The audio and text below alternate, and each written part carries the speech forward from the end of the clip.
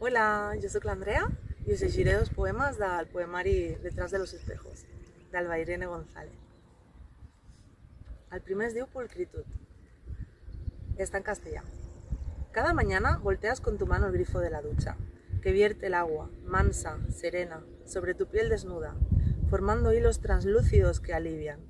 Recorren recovecos de tu cuerpo, heridas invisibles que solo tú conoces. Así como la lluvia dócil sobre la tierra seca, como un mar diligente barriendo los desechos de la orilla. Tu cuerpo se relaja, abandona despacio la materia, su forma avergonzada.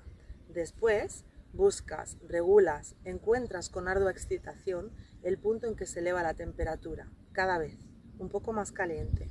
Se va formando el vaho en el espejo. Sonríes, tu cuerpo despojado, sin indicios de ti.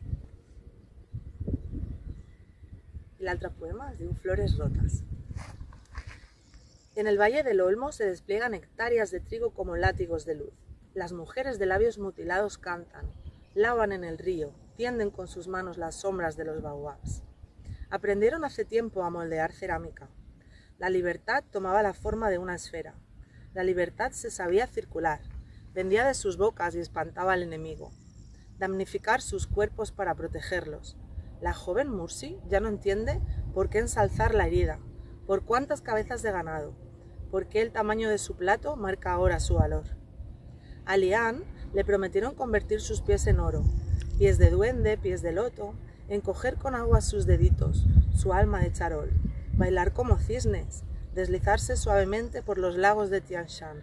Le dijeron, no llores más, Lian, el vendaje es el telón que precede a la belleza de las flores diminutas.